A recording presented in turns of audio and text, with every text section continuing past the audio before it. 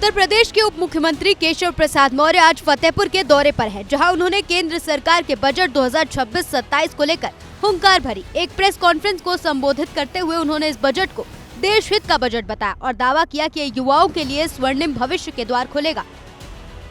मौर्य ने प्रधानमंत्री मोदी के नेतृत्व की सराहना करते हुए कहा कि 2047 तक भारत दुनिया का नंबर 1 विकसित राष्ट्र बनेगा। उन्होंने साफ किया कि मोदी सरकार की योजनाओं का पैसा अब सीधे जनता के खाते में पहुंच रहा है। सफलता मिलेगी।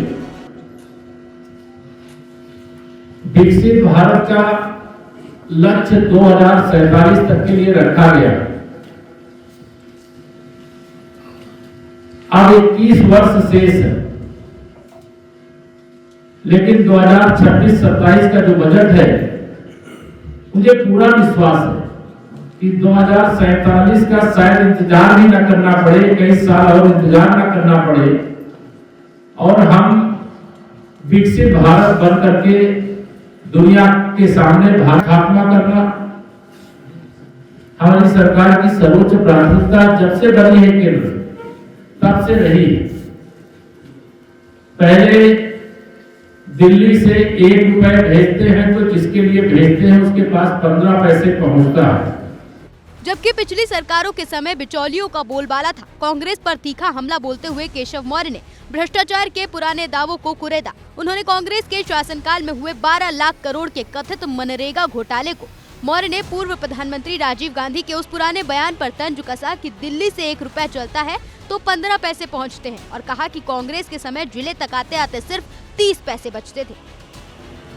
भ्रष्टाचार रूपी जो दानव था, मनरेगा के नाम पर 12 लाख करोड़ निकल गया। ना मेरे मजदूरों की स्थिति बदली, ना मेरे गांव की सूरत बदली।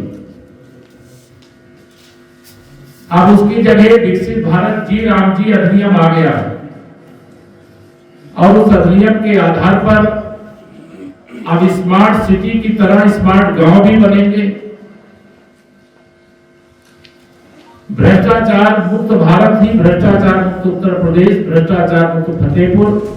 उन्होंने दावा किया कि आज भाजपा के शासन में भ्रष्टाचार पर लगाम लगी है और पारदर्शी व्यवस्था के कारण अपराध करने वालों के खिलाफ बिना किसी भेदभाव के कड़ी कार्रवाई की जा रही है। अमेरिका के बीच चल रहे टैरिफ विवाद पर उप मुख्यमंत्री ने राहुल गांधी और अखिलेश यादव को आड़े हाथों लिया। उन्होंने कहा कि जब अमेरिका में भारत पर 50% टैरिफ लगाया तो मोदी सरकार झुकी नहीं और जब अमेरिका ने इसे घटाकर 18% कर दिया तो विपक्ष को दर्द हो रहा है। उन्होंने राहुल और अखिलेश को धोखेबाज बताते हुए कहा कि देश की जनता सिर्फ मोदी जी पर भरोसा करती है।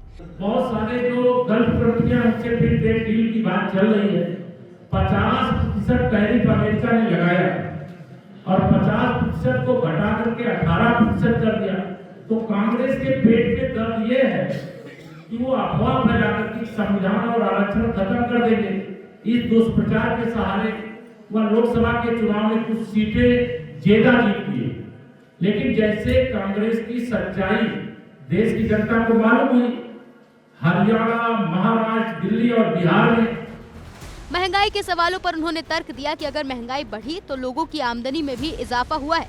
अंत में उन्होंने 2027 के यूपी विधानसभा चुनाव के लिए 325 सीट का लक्ष्य रखते हुए फिर से प्रचंड बहुमत की सरकार बनाने का दावा ठोक दिया।